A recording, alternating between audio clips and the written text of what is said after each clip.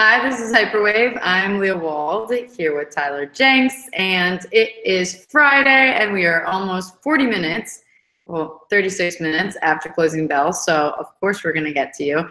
And sorry we have not been talking about Bitcoin more than usual. It has been a bit boring, but that does not mean that we are not excited about it, love Bitcoin with all our hearts, and are not following it every day.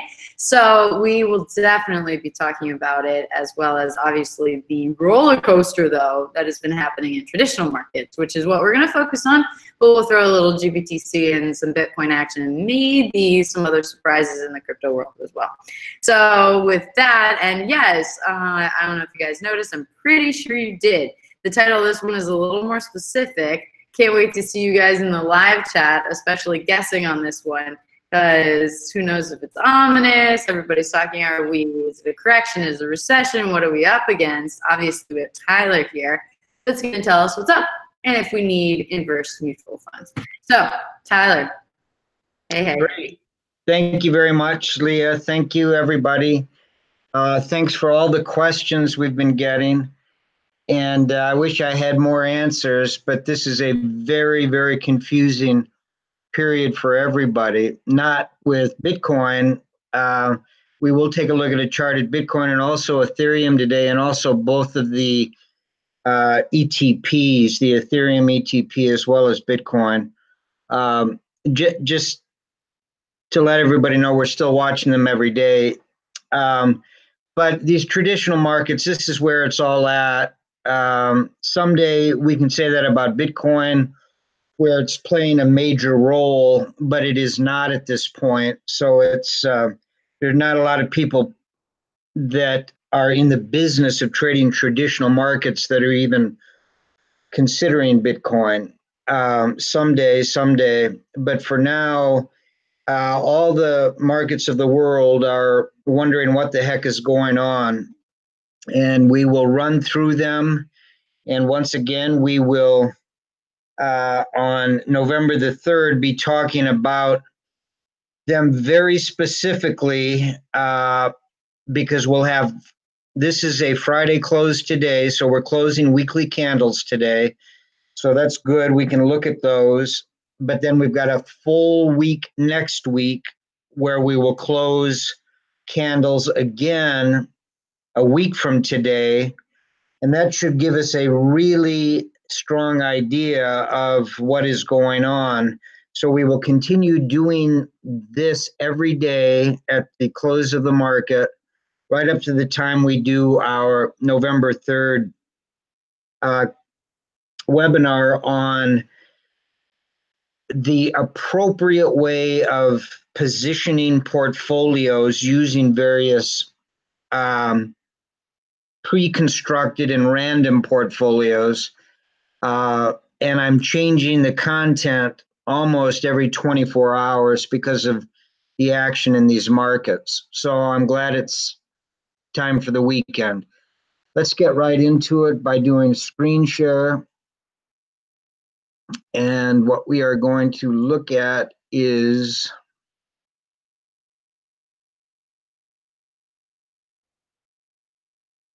this, and what we will do is we're going to start with countries again. We've closed out the weeks, and this is the FTSE 100 in the UK in a full bear market mode, other than it's really more flat up on the long-term moving average. But you can see how far down we are. We are testing the lows of back in late March, early April. And we were able to bounce up off that, even with the long-term moving average moving down back in March and April. This is not a good start, however, today. And this is the Japanese stock market, where cash needs to be raised if you've got exposure, but it's a lot better than the US or the UK. This is the German stock market, the DAX. I would consider this in full bear mode, and I would not have money in this index at this point. Highs below highs, highs below highs, highs below highs, highs below highs, and lows now much lower than back in the May, March, April timeframe. This is Australia. We talked about this yesterday, full bear mode. This is Brazil, still resisting the downturn everywhere else. I don't see it yet in a number of emerging markets, but this is a pretty impressive looking bottom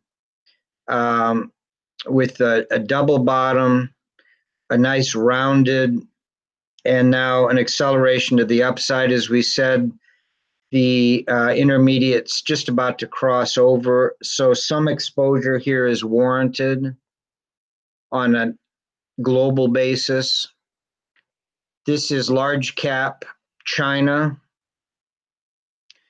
We looked at that yesterday, full bear mode. This is small cap China, even worse. This is another German fund, not the DAX, but the MSCI, just to see a little bit different slice of stocks, full bear mode. This is Hong Kong, full bear mode. This is India, full bear mode. This is a second Indian. This is the MSCI India, full bear mode. This is a third India fund. Someone was trying to tell me that there's areas of strength, so I wanted to take a couple of different cuts at it. I don't see it. And one more Japanese fund. Okay, nothing there looks good except for Brazil. Let's take a look at sectors.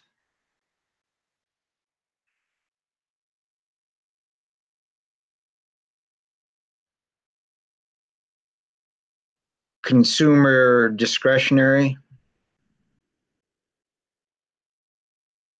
full bear mode.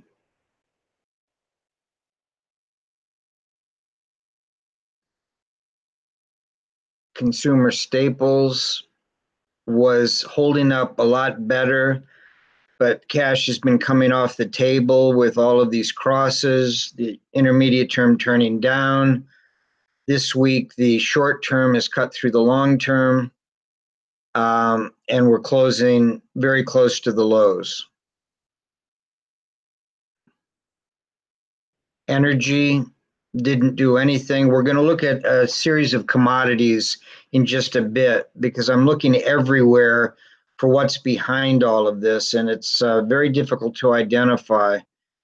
But we'll take a look at that in just a minute. The long term on energy has not yet turned down, but we're going to look at crude oil and a couple of other things, energy services and some others. U.S. financials, almost no bounce this week. And long term is turning down. I would be completely out of it. Healthcare is holding up a lot better than most, but we are closing below the long-term moving average. And we're still a long ways away from the intermediate term crossing.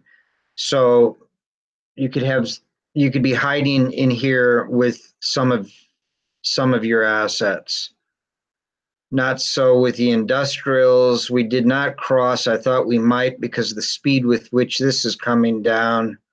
But this tremendous drop has actually turned the long term down on the industrials. Here's our utilities again. They were actually down 1.7% today, but still, this is by far the strongest area. People still hiding in them.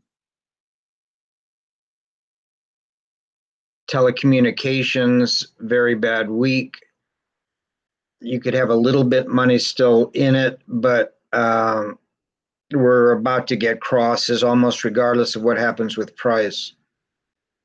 WTI crude oil is trying to hold. We didn't get a whole candle below the long term, but we're going to look at that in a couple of other ways in just a second.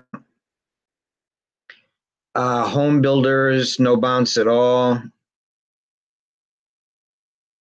And the spider technology, mainly because of what we saw with Amazon and Google. We had some strength, good earnings, but not enough to turn things around. It tried several times today. Just as a heads up, the title of this today is Oops, is this time to buy inverse funds? The reason I said that is because it was pretty clear that unless we could turn around today, that we were going to get all kinds of important sell signals with entire candles below the long term and a lot of other things when we look at the indexes, which is what we'll do now. So we've looked at the countries, we've looked at the sectors. So let's go down to the index level. Start with the Dow. Closed down 1%, 296, about cut in half its daily range, but it for a while looked like it was going to do even better. But in any case, it's left us with closes well below the long-term moving average. The short-term did cut the long-term right at the end of the day. Intermediate term is still up here, but it should be at least 50% out. I bought 15% of my assets into an inverse fund today, which is actually a open-end mutual fund called Ridex Ursa. It's been around for a very long time. There's a lot of money in it, and it moves opposite the S&P 500, which we will look at right now. And this is basically why, because we've got a full candle below the long-term moving average on the S&P, and we're closing down here very close to the lows from March and April. These are not very long-term moving averages. These are pretty short. These are 3, 7, and 30s. So it's almost like applying the daily moving averages of 14, 50, and 200 to a weekly chart. But that's the way I prefer it. If these were longer moving averages, obviously we wouldn't be looking at this damage. But these are put together, and we have a bunch of questions about that people have been sending us.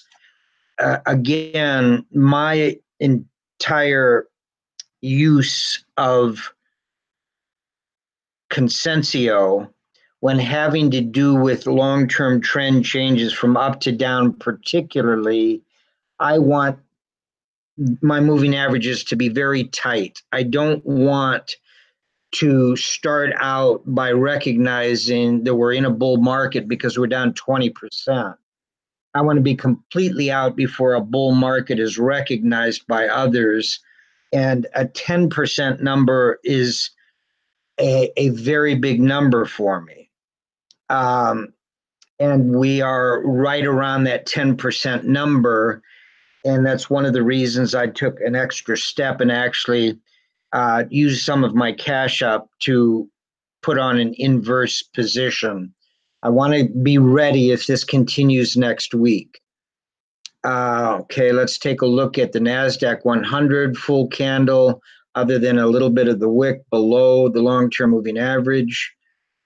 Not horrible, but this is much worse than NASDAQ composite taken as a whole. Not even the wick got back up to the long-term moving average, and we're just about ready to cross. That should happen early next week. Dow Jones transports, there was little or no bounce to those today. and that's quickly becoming fully bearish.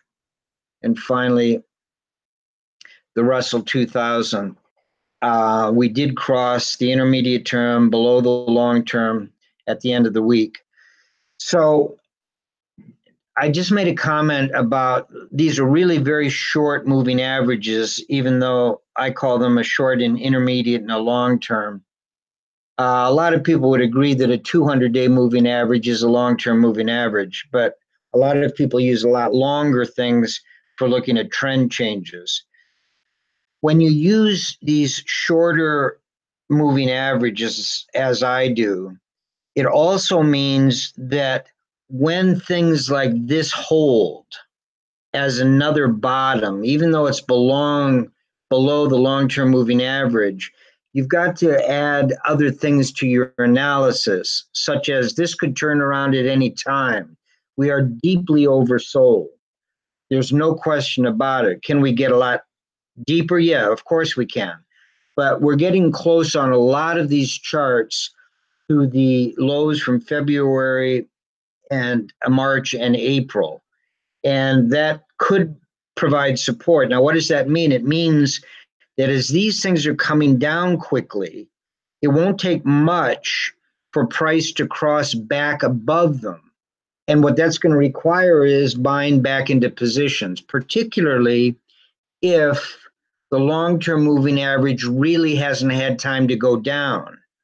So keep in mind when you're looking at these kind of charts, and if you're using as short of moving averages as I am, that the objective of using tight, shorter term moving averages is you want to get out of a trend change quickly, particularly from a bullish trend into a bearish trend.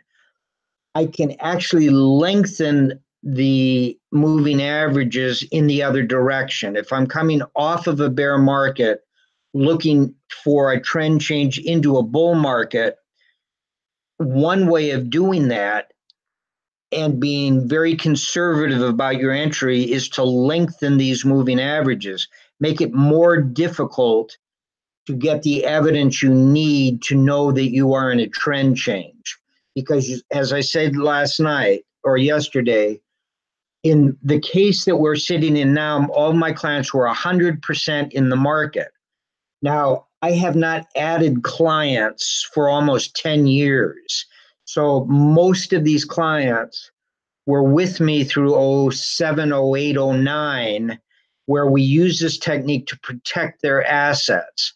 And then we were reluctant to get in March of 09 because I wanted proof that we had pulled ourselves out of the mess and we're starting a bull market. I don't care about that.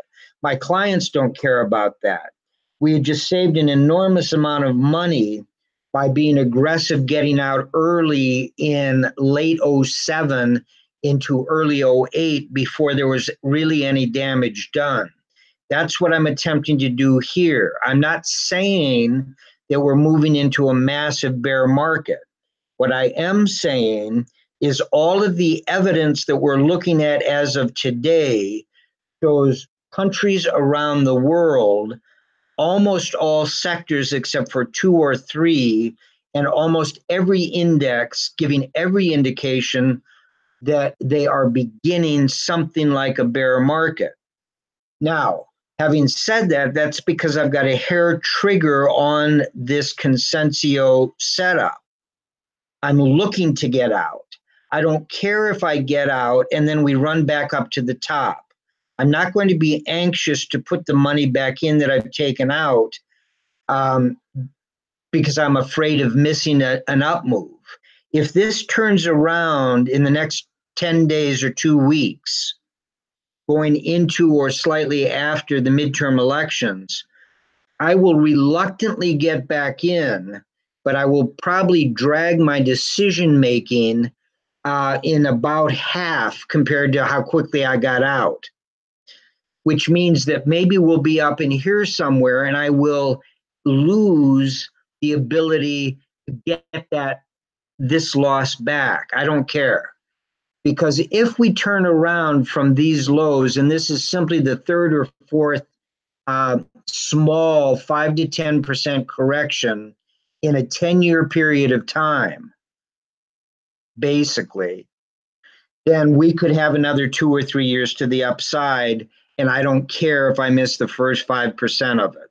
I'll take the next 20, 40, 60% of it if it goes up, and we'll ride it all the way. Okay, enough of that. Let us jump to the, I want to throw in the commodities here because I was very curious in terms of what is everything doing while our markets are, markets around the world, equity markets and bond markets around the world are struggling. Here is gold, and we've known not only from the sequential system, but from Consensio that we're in a short-term move up, which might signal that we're only in a short-term move down in the equity markets. The dollar is very, very strong. Today we had a big dollar day, and gold was up for the week. Now, gold had been up to here and did pull back, but not today. It was up basically $1.40, which was flat, up 10 basis points. Here's the GLDs. They were up 30 basis points, look like the gold. Here is energy. We talked about this before. We looked at this as a sector. Here is the actual oil. We looked at this. This is crude oil. I wanted to throw in natural gas, which is doing something very different. It is in a full bull market, price above all three moving averages, and all three moving averages moving up. Natural gas in the U.S. is becoming our major source, whereas oil is not. Oil is still in an uptrend, no question about it. The long term is moving up very nicely, but it's stalling out. Natural gas is much, much stronger. I wanted to look at copper because copper tends to be indicative of economic strength, not just in the U.S., but worldwide, because it's used in so many different things. And it is not looking good going all the way back to June, where it peaked at $3.30. It's dropped all the way down to $2.50, almost a 30% drop in just a matter of months. Now, we had a big correction back up, and it's trying to reestablish itself. Our GDP numbers came out today and were stronger at 3.5 than expected, which was anywhere from 3.2 to 3.4, depending on how you listen to. So it's not economic activity in the U.S., but that gets back to my overall 25% of what we're looking at is actually a macro problem having to do with the U.S. being unable to pull everybody else up with it. And that's why I wanted to kind of take a look at some of these things, including this one, which could very well be indicative of the U.S. These are lumber futures, and we know what the home builders are doing, which is going straight down, and we might have been able to pick that up from this chart, which peaked back in May and has been falling sharply ever since. So when you look at copper and you look at lumber and you think about construction and you think about CapEx in terms of building new facilities and all of that sort of thing, this is sort of worrisome. Also on CNBC, Steve Leisman was a little bit alarmed at how CapEx spending was not really helping out the GDP growth. It was coming mainly from productivity gains, which I thought was pretty interesting. Anyway, that's a quick look through some of the commodities that tend to be economically sensitive. And now I want to take a look at some stocks as we did yesterday. Tesla continues to boom. which shows you how quickly any of these charts over this time period with these moving averages can turn around. Now, the moving averages haven't really turned around, and I'm not saying that Tesla has turned around, but you can see that in the short term, we were in a full bear market until a week ago. With the long term coming down, everything below it and accelerating to the downside. We talked about this 250 level. You want to use other things when making consensus decisions, such as trend lines, such as the sequential system, such as stop and reverse points. All we're doing now is, for the sake of speed and mainly for the sake of getting a ton of different ways of looking at the world economy ingrained in your mind as we go into this election. Here is one example of how quickly things can turn around. Now, the long term actually turned up because of the strength above it in terms of price. We've still got a lot of catching up to do with the others, but the speed with which these are coming up, even a week from now, we could be in a full bull posture on that stock. Amazon was the one that disappointed so much and has broken below a lot of support, including the long-term moving average that it hadn't tested in a long, long time, down 8% today. Google, same thing, with the intermediate term now coming very quickly down. These things are going to have to reestablish themselves very, very quickly because of the depth below the long-term moving averages. A lot of these weekly candles have gone. This is Facebook. Doesn't get too much worse than that. This is Apple. Facebook was down 3.7% today. Apple down 1.5% and still looking very good. Microsoft came out with some fairly decent numbers. And we did spike down during the week below the long-term moving average and are closing well above it, maybe even hammer-like. Cisco hanging in there pretty well. Comcast we looked at yesterday, and it has reestablished itself, and there's a lot of bullish talk on in Barron's, Wall Street Journal, and CNBC having to do with Comcast and what potential they've got on a fundamental basis.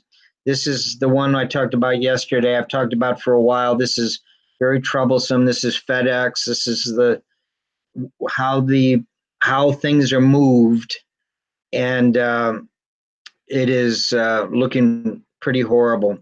Intel trying to bounce back, good week, but still well below a declining long-term moving average. But the more you look at these and go over to the left and see where we're kind of stalling out, hopefully, but more importantly, if we don't hold to the left of these charts, this is just a one-year chart going back to the beginning of this year, you can see that there's a lot of open space below these. So that's why I wanted to carefully go everything. I have a tendency in markets like this to act on a Friday because I don't want 2 days to go by without being able to get into or out of positions. That's another reason I put those 15% inverses on. I might take them off as early as Monday if we get some kind of a rebound. I doubt it because we're still so far away from the election. Okay, this is Square. And it's trying to hold the long-term moving average, which is moving up. This is a disaster, which is Micron Technology. Telephone doesn't get worse than that in terms of a 1 week chart. A Biomed also breaking down. We're seeing out of every 10 charts we're looking at, 1 or 2 that are hanging around, not getting not going up big, but hanging around. So you draw your own conclusions by looking at a lot of things across a lot of different industries and sectors and countries to get a sense of the bigger macro picture. It might simply be a 10% correction, and we're certainly hitting that. A lot of the countries we looked at are well beyond that. A lot of the sectors are well beyond that. But there is still a bit of hope. This is BlackRock. It did bounce a little bit at the end of the week. Okay. I wanted to, I said that we would take a quick look at Bitcoin, and I'm going to start with Bitcoin itself, using the same chart and the same everything. I'm not even going to change the 330 and 7. Normally, I would be looking at slightly different with the 2 instead of the 3. But Bitcoin absolutely flat, 6401, has been that way for 1, 2, 3, 4, 5, 6, 7, 8 weeks. One down after one big up, but this has gone on for 2 months and everything is completely flattened out. Can't get near its long-term moving average. It's in a full bearish mode. Going sideways for a long period of time is not necessarily bullish or bearish, but going sideways, coming down from a hyperwave after the long-term moving average has moved down without any resilience. Now, Tone and a lot of other people, mainly Tone, has been talking about these big triangles. I see the same thing, but what's fascinating to me is how these are nesting fractal triangles. They keep getting smaller and smaller. This is one here. This is another one here. This is another one here. This is a tiny little one here. And not only are we getting squeezed in terms of the bigger one coming down, but notice how far below the long-term moving average we are, with each of these pops getting smaller and smaller. There's nothing I can say other than that it's a very bearish looking chart to me, even if I didn't know what Hyperwave was saying. This is GBTC, basically the same thing, other than each of the lows keep getting lower, as opposed to Bitcoin, in which after these lows got lower, all of these have been approximately the same. And I still believe that GBTC leads the overall price of Bitcoin.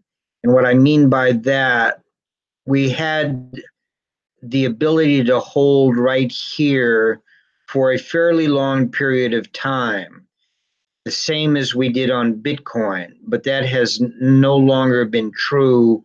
We are going lower and lower week after week on GBTC.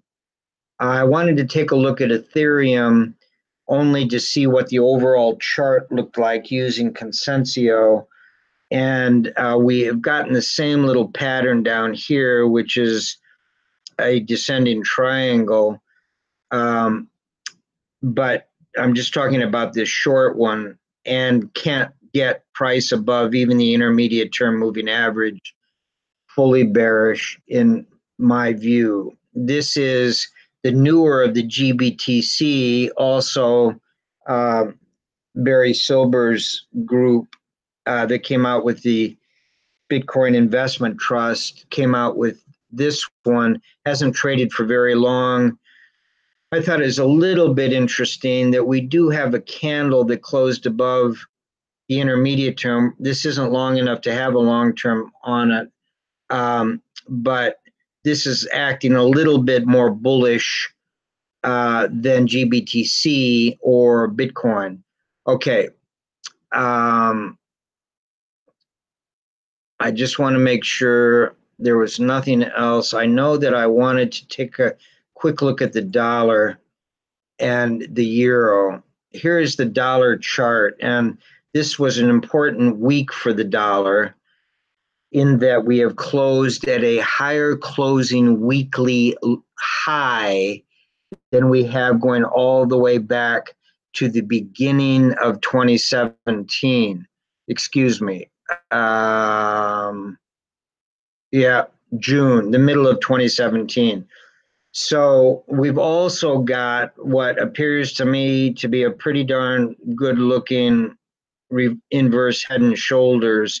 We have not broken above it yet, but we are basically sitting right on it. I would probably draw it with a bit of an angle here.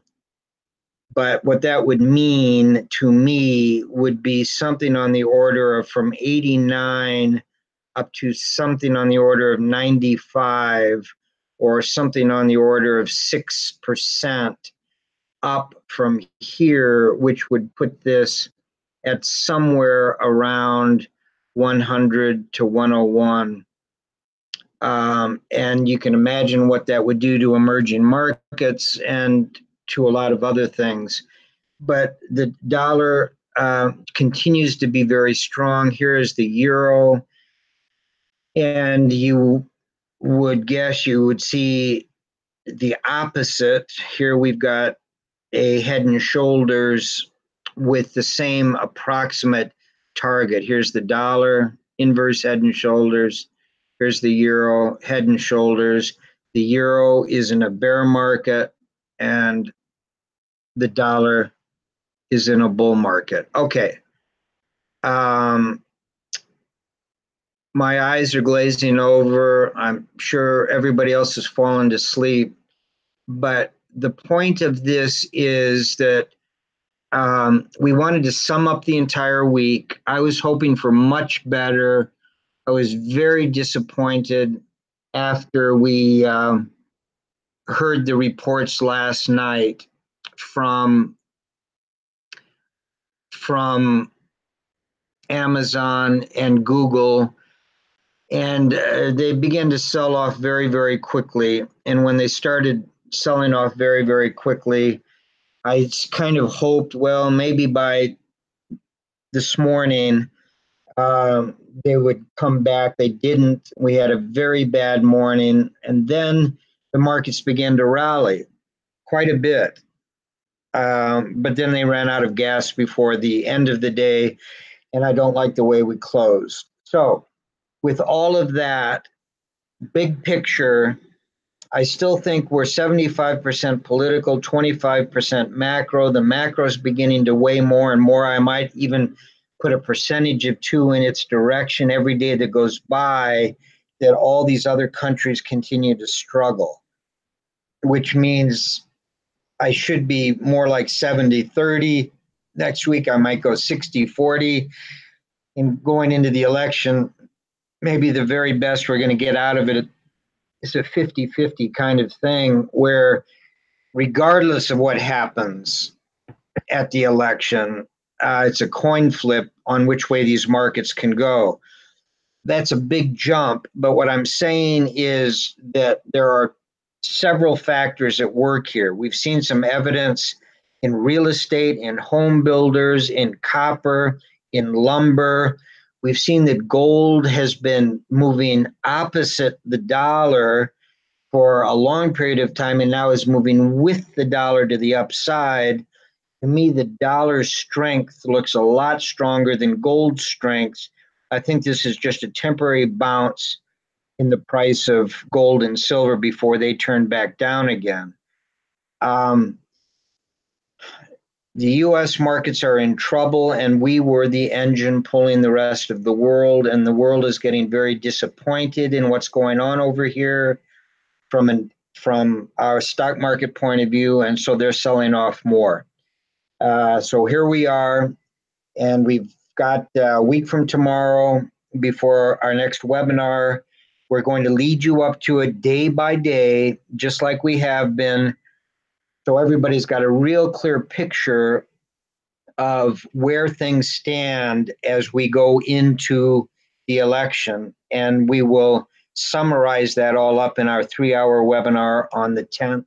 and I'll turn it over to Leah for questions, but more importantly, to tell you that a lot of people are coming in, and we think we've got enough room for everybody, but please don't wait if you do want to hear it. And Leah will tell you how we can do that.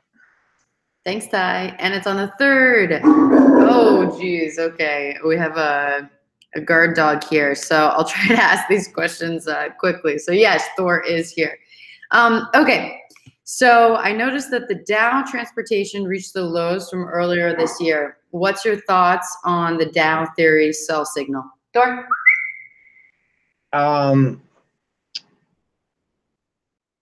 It's a very valid signal, and what it means is we've got to go lower in the Dow Industrials to confirm it, lower than we have on that previous correction. If we get a weekly closing low on the Dow Industrials, lower than we were back in the February timeframe, and the Dow Transportations are still lower when that occurs, then that is a Dow theory sell signal. Now, you all know that we had a Dow theory buy signal not too long ago.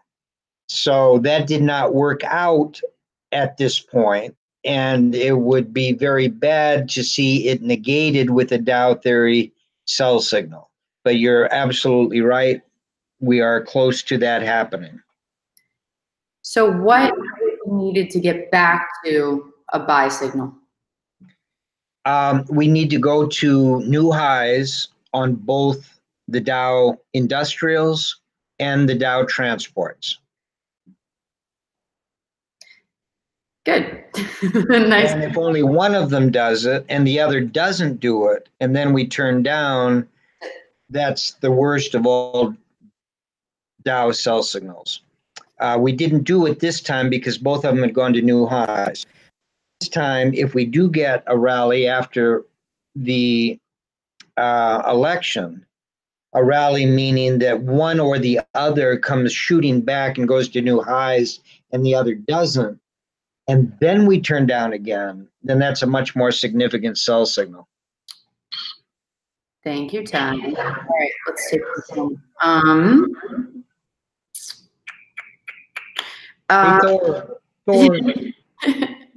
Thor. Yeah, are you watching? Yeah, a little guard dog of the apartment. He's very diligent these days. Okay, what are your thoughts that we just made in the Dow at an all-time high followed by a slightly higher all-time high, just like at the time in 2008 when the bear market started? Yeah, you need a lot of examples of double tops, and they can't be stocks against indexes. They've got to be indexes against indexes. But it's an important looking top. You don't like to go to new highs and then stall out.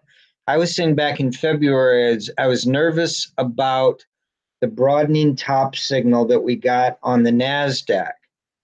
And that one was negated, but it didn't negate what we call the Selgin sell signal.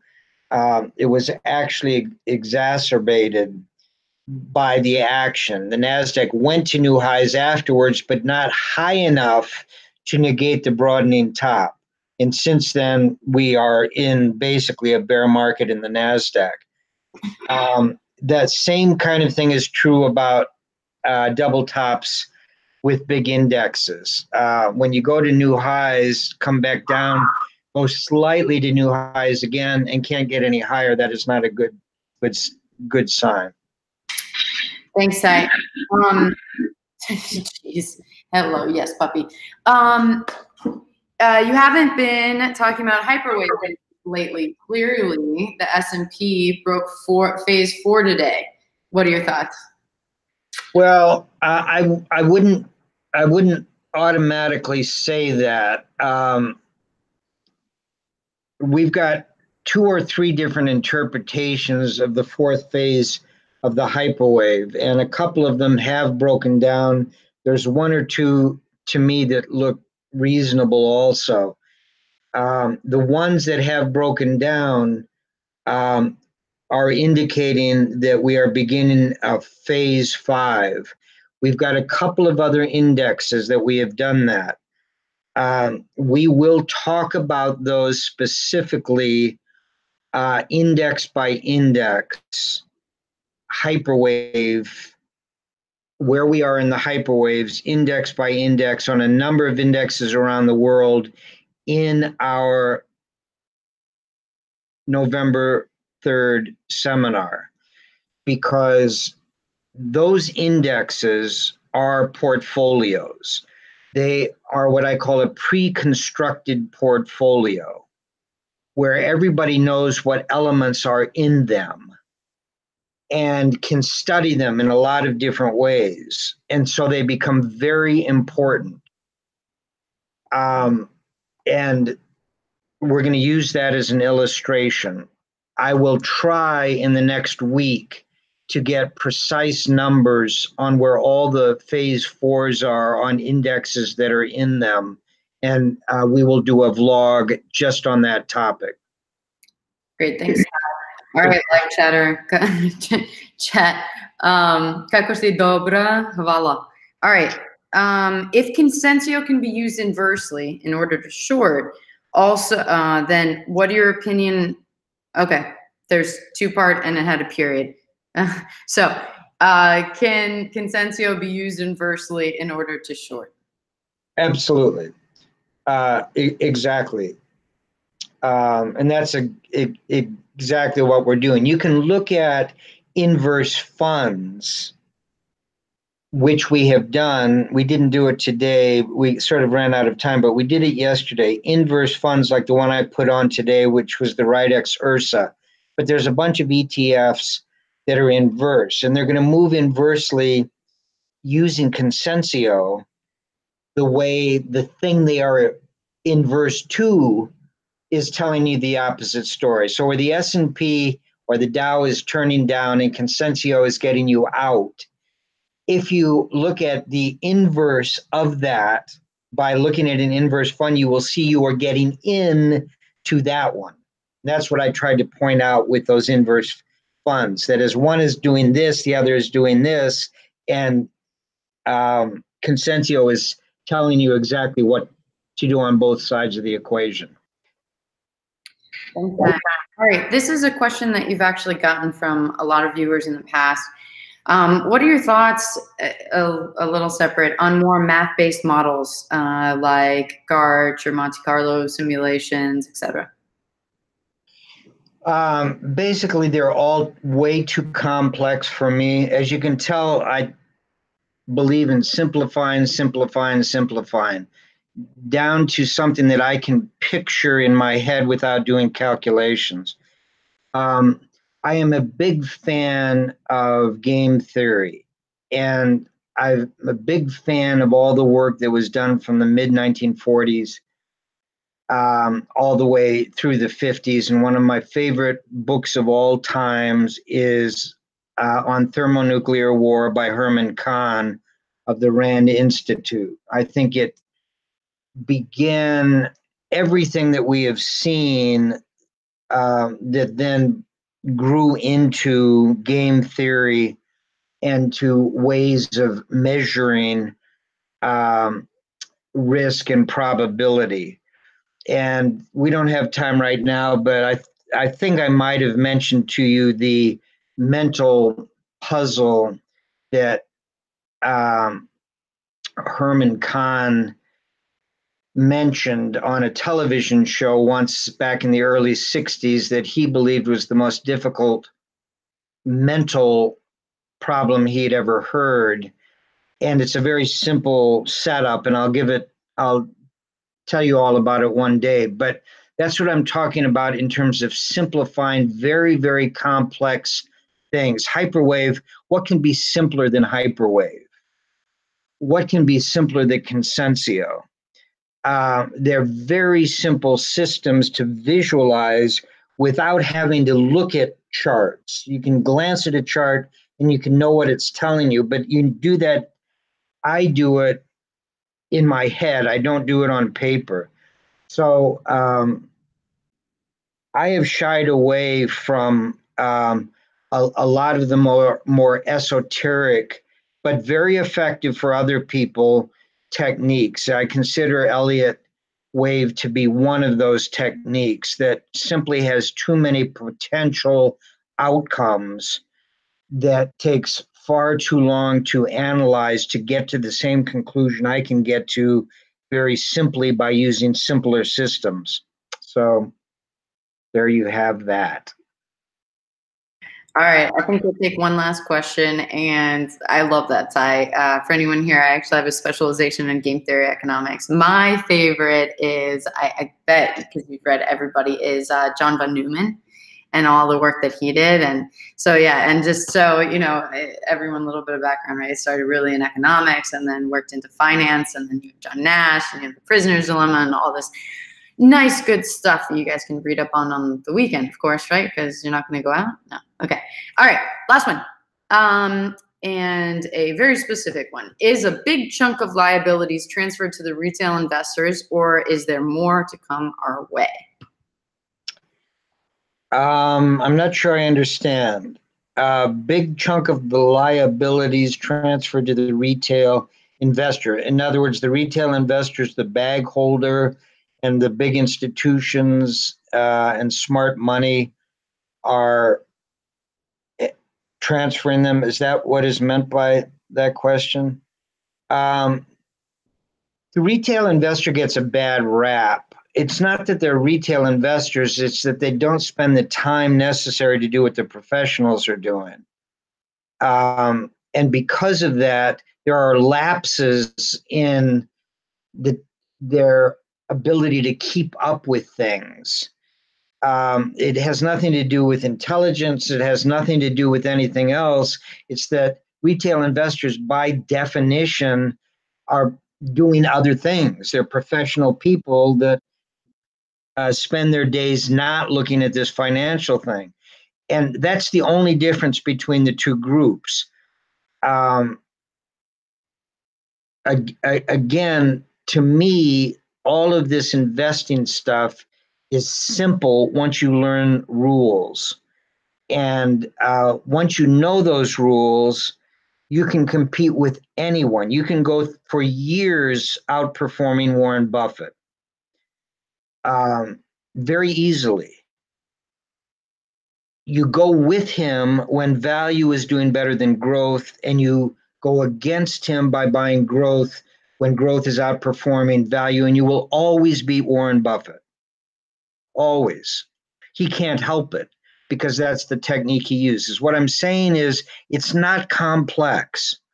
It's not intelligence or brilliance. It's understanding these relationships between what happens with various parts of the market.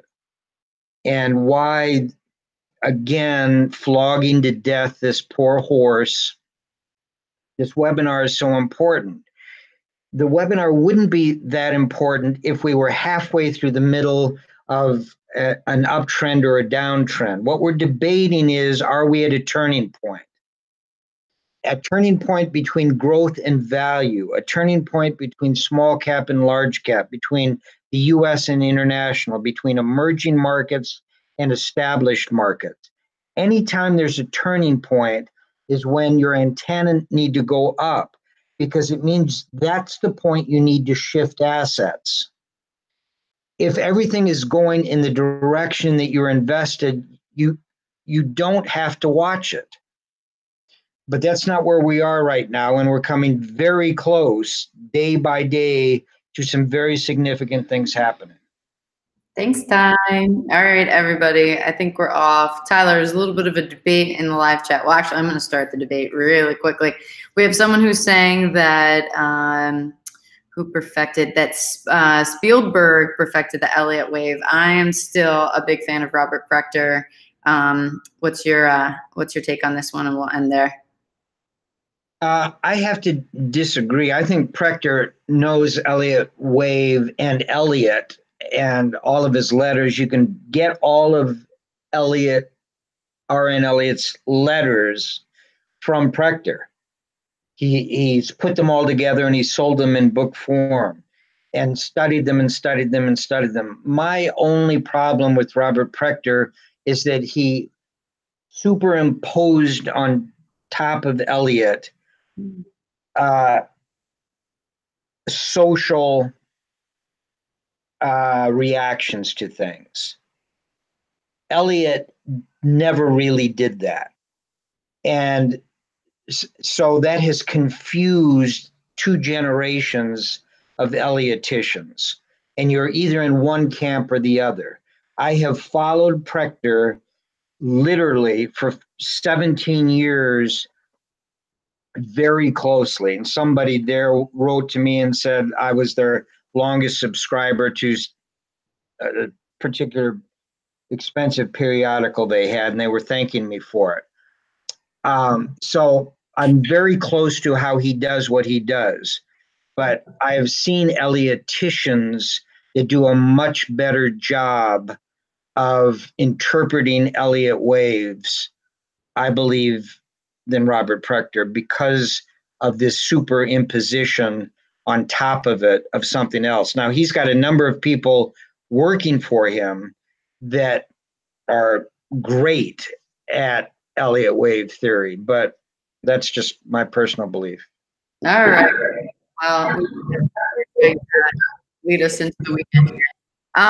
Thank you, Ty. Thank you, everybody, for watching. Have an amazing weekend, and until next time. Yeah, we are trying to make all these at closing bell. Definitely, we'll start covering more of Bitcoin, GBTC. Thanks for covering the Ethereum Classic Investment Trust. We're gonna have a lot of fun. And yes, to shill our November 4th really quickly. What do you think, Ty? I'm gonna bring it up. Yeah. Okay. All right. All right. If Thor doesn't try to, I can't even talk. Make me take him on a walk right now. All right. Bada bing, bada boom. So, okay, you go to webinar. Nice and easy. And Tyler, you want to explain? But all explanation is here. But Ty, give us a little bit of a summary. Well, yeah, just read it carefully and know that every day I'm changing content as the markets are moving around. What I mean by that is I'm adding examples that we need to look at because of what the market is actually doing. But this sums up what we're going to cover. And it's just not what a mutual fund is. What I'm talking about is we're going into the differences between various portfolios. They are enormous. And it's confusing to a lot of people, so they just ignore them. But closed-end funds are unbelievably powerful if you understand them. That's why I like GBTC, because it acts like a closed-end fund, being able to go to a premium or a discount. I have seen closed-end funds that have discounts of 40% to the intrinsic value of the things they're holding. And very often when that happens, you get scalpers coming in from the outside, and they buy the whole closed-end fund because they're getting it at a 40% discount. And then they turn it into another type of a portfolio. So there's all kinds of things people need to know about them, particularly when you're moving into a market that is doing funny things, particularly trend changes. You need to know what you should do with your retirement accounts, with your personal accounts, when they are in these things, because you might have been sold them by some third party at some time in your life, and you've just bought and held them, and you don't really understand what they do. By the end of this 3-hour period, you will understand everything you need to know about all of these things. Woohoo! So there you have it, guys. Literally, go to the website, has all that, everything in it. Payment options, fill out the form, bing, bang, boom. All right. Have an amazing weekend. Happy Friday. Thanks so much for watching, for listening. And yes, live chatters, please always give us feedback on how we can make these these things better.